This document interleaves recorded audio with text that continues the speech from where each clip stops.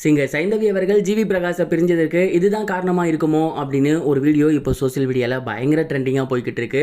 அது என்ன வீடியோ, அதில் அவங்க என்ன பேசியிருந்தாங்க அப்படிங்கிற ஒரு சில விஷயங்களை தான் இந்த ஒரு வீடியோவில் நம்ம பார்க்க போகிறோம். இசையமைப்பாளர் மற்றும் நடிகருமான ஜிவி பிரகாஷ் அவர்கள் சமீபத்தில் தன்னோட ஒய்ஃப் சைந்தவி அவர்களை பிரிய போகிறேன் அப்படின்னு அவரோட சோசியல் மீடியா பேஜில் ஷேர் பண்ணியிருந்தாரு. மேலும் சைந்தவி அவர்களுமே அவங்களோட சோசியல் மீடியா பேஜில் அதே போஸ்டரை ஷேர் பண்ணியிருந்தாங்க. அண்ட் இவங்களோட பிரிவு எல்லோருக்குமே மிகப்பெரிய ஒரு சோகத்தை ஏற்படுத்தி இருந்துச்சு. இவங்களோட பிரிவுக்கு என்ன காரணமாக இருக்கும் அப்படின்னு ஏகப்பட்ட விஷயங்கள் சோசியல் மீடியாவில் போய்கிட்டு இருந்துச்சு.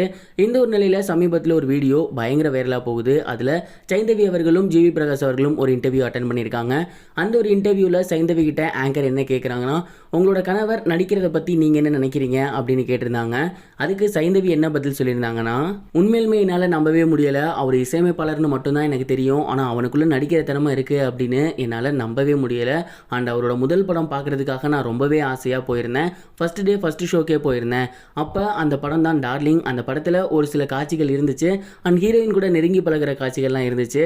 அந்த காட்சிகள்லாம் சத்தியமாக என்னால் பார்க்கவே முடியலை. அண்ட் ரொம்பவே கஷ்டப்பட்டுட்டு இருந்தேன். பட் கொஞ்சம் நேரம் கழிச்சு எனக்கு புரிஞ்சிச்சு, அந்த படமும் பயங்கர வெற்றி பெற்று இருந்துச்சு. அப்புறம் தான் தெரிஞ்சிச்சு ஹீரோஸ்க்கு அது ஒரு தொழில், அதை நம்ம தவறாக பார்க்கக்கூடாது.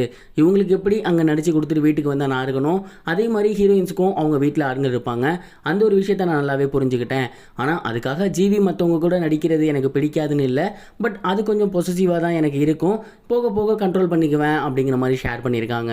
இந்த ஒரு வீடியோவை தான் ரசிகர்கள் ட்ரெண்ட் பண்ணி வந்துட்டு இருக்காங்க. ஆக்சுவலி ஜிவி பிரகாஷ் நடித்த முதல் படமான டார்லிங்கில் அந்தளவுக்கு ரொமான்ஸ் சீன்லாம் இருக்காது. ஆனால் அதுக்கடுத்து அவர் நடிச்சிருந்த எல்லா படங்கள்லையுமே கொஞ்சம் ஆபாசமாக தான் இருக்கும். முதல் படத்துக்கே அவங்க அப்படி தயங்கி பேசியிருந்தாங்க. மற்ற படங்கள்லாம் சொல்லவா வேணும், கண்டிப்பாக அவர் ஹீரோயின்ஸ் கூட நெருங்கி பழகினே தான் இவங்களோட டிவோர்ஸ்க்கு காரணமாக இருக்கும் அப்படிங்கிற மாதிரி அடித்து சொல்லி வந்துட்டு இருக்காங்க. நீங்கள் அந்த ஒரு இன்டர்வியூவில் பேசினே தான் காரணமாக இருக்கும்னு நினைக்கிறீங்களா, என்ன நினைக்கிறீங்க, கமெண்ட் பாக்ஸில் ஷேர் பண்ணுங்கள். இது ஒரு புறம் இருக்க, காமெடி ஆக்டர் ரெடின் கிங்ஸ்லே அவர்களோட ஒய்ஃப் சங்கீதா ரீசெண்டாக ஒரு இன்டர்வியூ அட்டன் பண்ணியிருந்தாங்க. அந்த ஒரு இன்டர்வியூவில் அவங்கள பற்றி சொன்ன ஏகப்பட்ட கான்ட்ரவர்ஷியான விஷயங்களுக்கு விளக்கம் கொடுத்துருக்காங்க. ஃபர்ஸ்ட் ஆஃப் ஆல் அவங்க என்ன சொல்லியிருந்தாங்க அப்படின்னா, எனக்கு ஏற்கனவே கல்யாணம் ஆயிடுச்சு அப்படின்னும் எனக்கு ஒரு குழந்தை இருக்குது அப்படிங்கிற மாதிரி ட்ரெண்ட் பண்ணி வந்துட்டு இருந்தாங்க.